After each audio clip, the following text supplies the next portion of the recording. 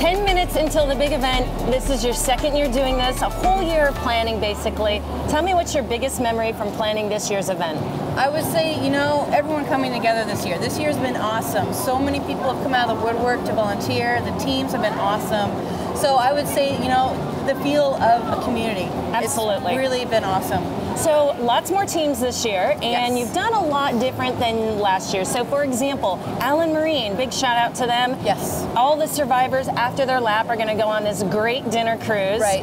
And get out of this weather. Exactly, yeah, they're lucky. They get to serve, you know, they get to be served a hot meal and be dry. Excellent. But everyone else will be out here walking because cancer's a tough thing, and this is tough weather, so we're going to have a lot of fun, and lots of people are still arriving. But there's another big thing that you forgot to mention, and you are so modest. You beat someone this year. Yeah, we had a goal to beat Nome, and they had their Relay for Life event in May, and so far they've only brought in 32,000, and as of this morning we have raised 36,000. All right, yeah. woohoo! Yeah. So the teams all did a great job fundraising. There were a couple of teams out there in particular that had some very interesting fundraisers throughout the year. Yes, they did. Yes, they did. Team Spitfire, they did an 80s party recently. They had Sassy the Sasquatch. She was out and about in the community helping the team fundraise, and that was a great fundraiser. Team Lifesavers did Taste of Ketchikan, which was great. So many numerous restaurants around town donated gift certificates, and that was a great fundraiser. So this is the big event, and next year, I know it, is like literally tomorrow after you kind of sleep off this 18 hours of walking, planning starts right away. Oh, it does. So if someone wants to get involved in next year's Relay for Life, how do they get involved? The easiest way is to get in touch with us, the committee, but the website, you know, www.relayforlifeketchikan.org is probably the quickest way to do it.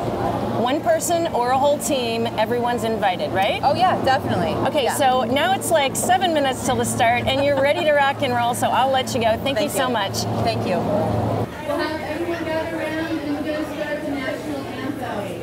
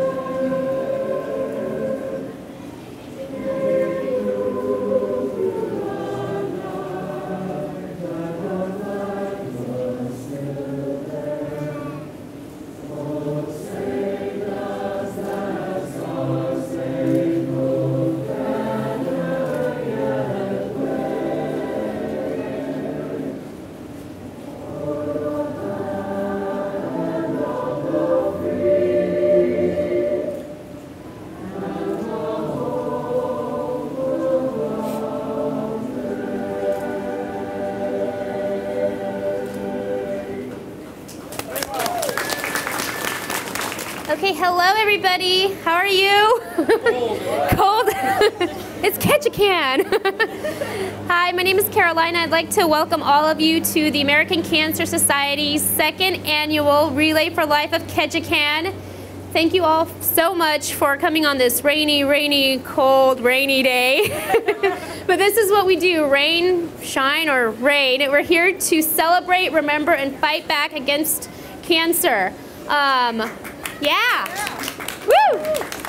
So once again, thank you all for participating, for supporting, for volunteering your time and all the effort that you've put into this amazing event, the second one here for Ketchikan.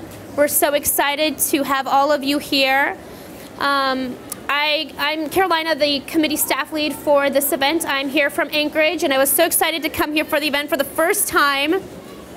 I've been able to work with a lot of amazing volunteers over this last season.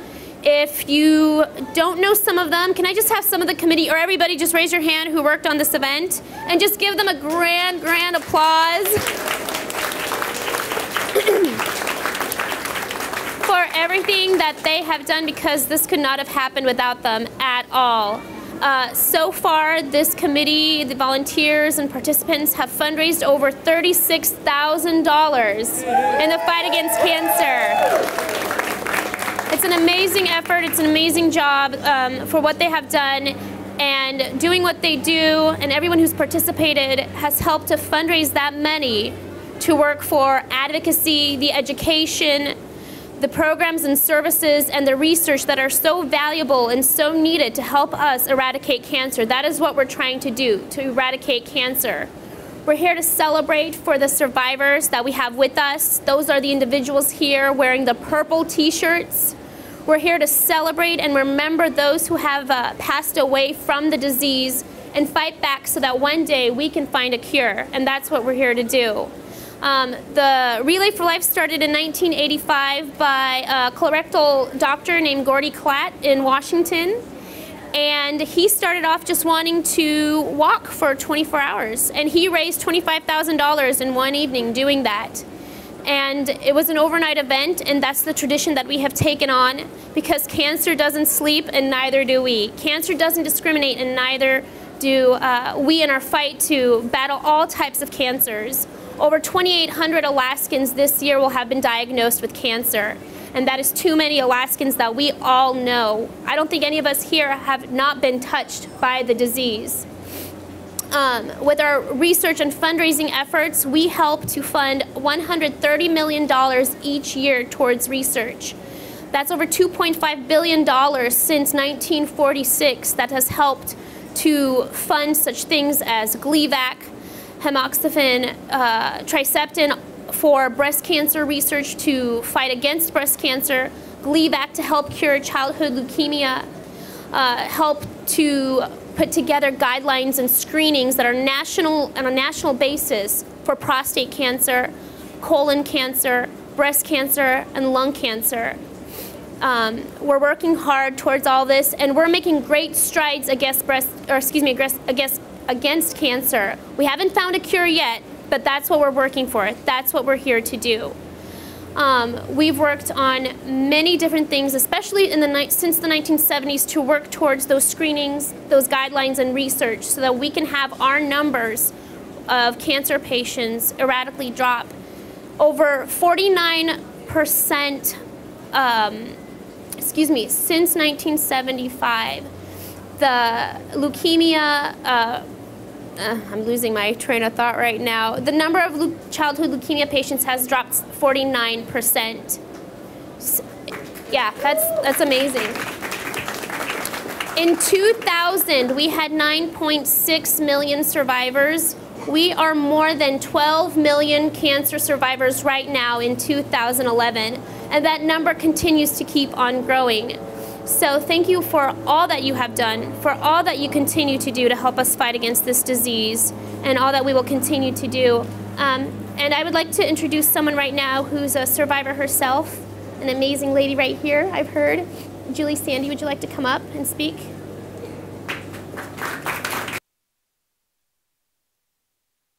Very much.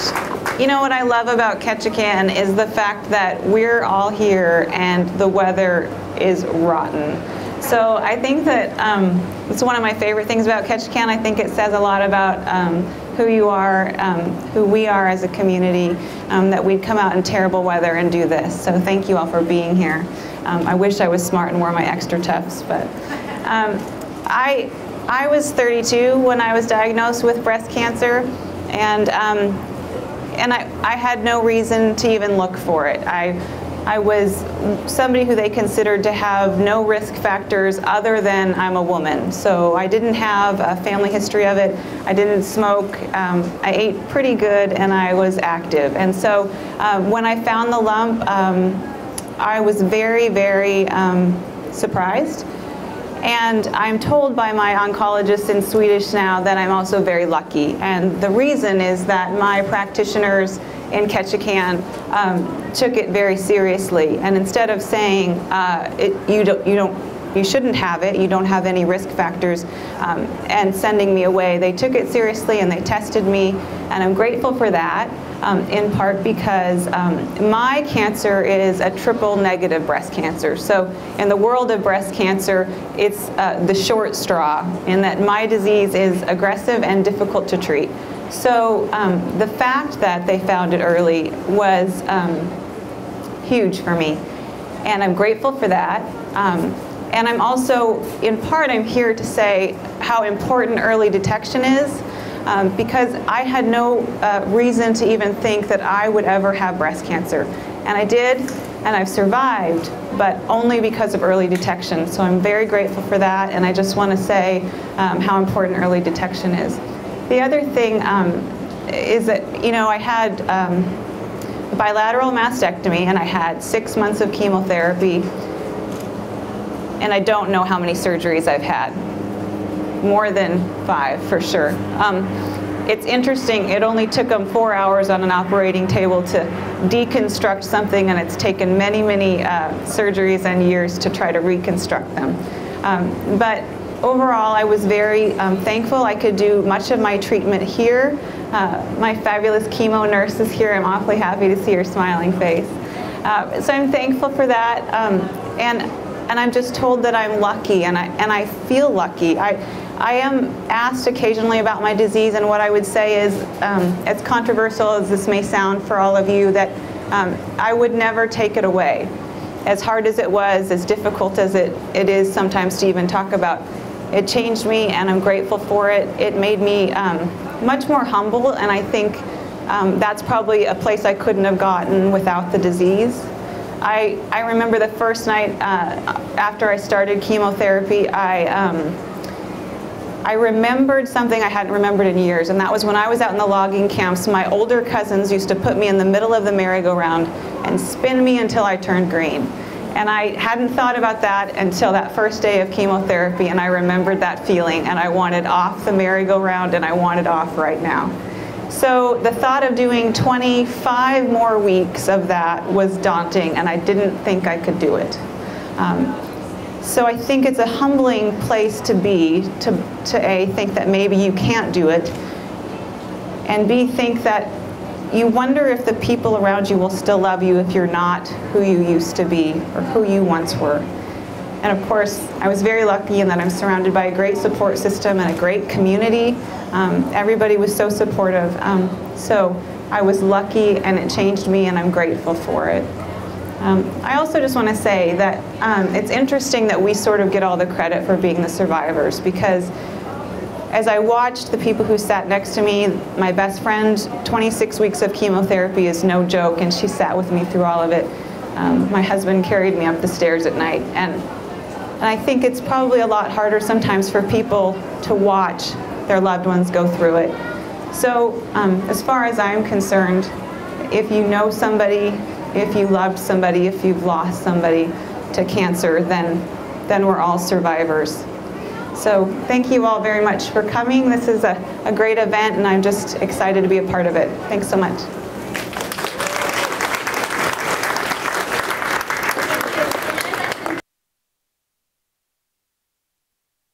You come over here. All right, thank you, Carolyn. Thank you, Julie. So, here we are. Welcome to Ketchikan's second annual Relay for Life. Well, the weather isn't the best, but we're all here in spirit, and that's what's important. We're all here together. You know, it's all about community taking up a fight, and that's why we're here. It's an overnight event. Cancer never sleeps, and neither will we. Relay for Life is a celebration, but the survivors are why we're here. Survivors, you are truly an inspiration. Thank you for giving us hope. You are why we relay.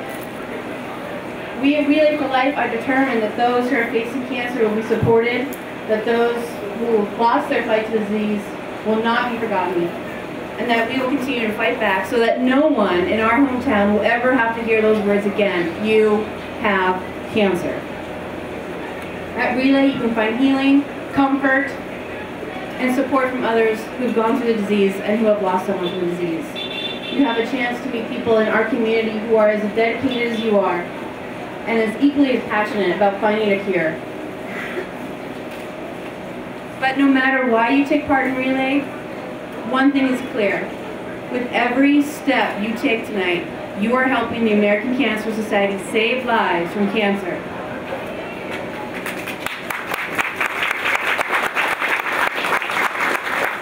Eliminating cancer isn't going to be easy. Nothing worthwhile ever is.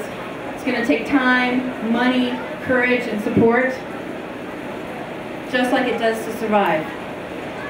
But it is possible. Just by being here today, you guys are causing a ripple of change in our community. Thank you. Together, through our combined efforts, we will help save lives from this disease and create a world of more birthdays and less cancer. Because cancer sucks! So before we get started, I want to introduce some special people. You saw all of our committee members raise their hands. These people have made all of this possible. If you can, committee, can you please step up here? Make way for the green shirts, folks.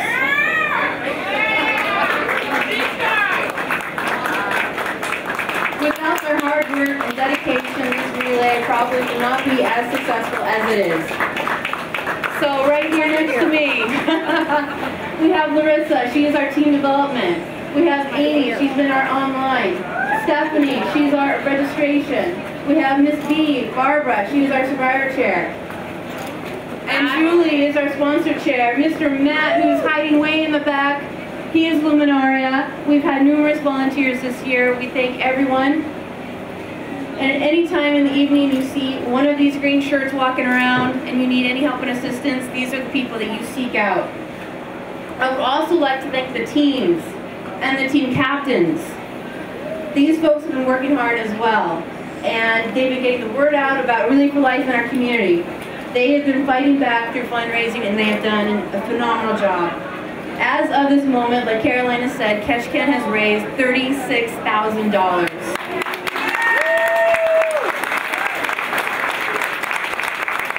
Thank you to all the businesses, thank you to our sponsors, thank you Ketchikan. We like to thank Steve, Portsmouth Harbors, for allowing us to use Birth 4 this year. We want to thank, Amanda and Kendra at Ellen Marine for the dinner cruise for our survivors. Thank you. Steve at Ketchikan for all his radio airplay. He's been giving us great promotion. Thank you, Steve. Michelle at KPU, thank you. All right, so are you guys ready for Relay for Life to start?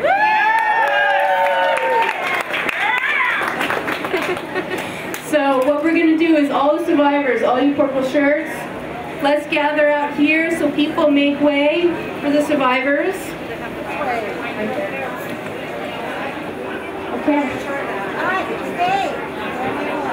I asked the same question, but I don't know.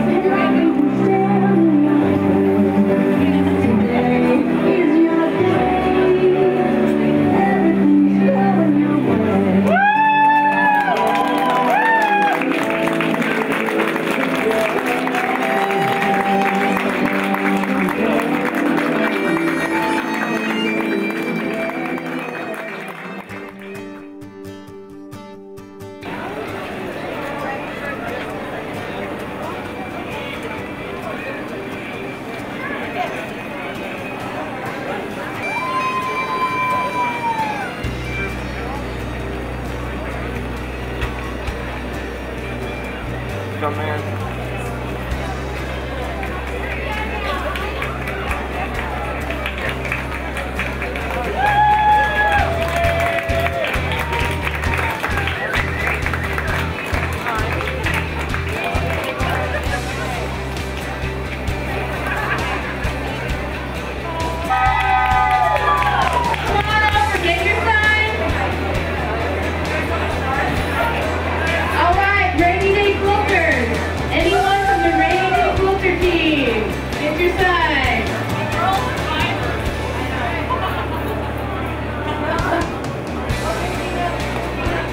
Radiating filters? Okay, there's one.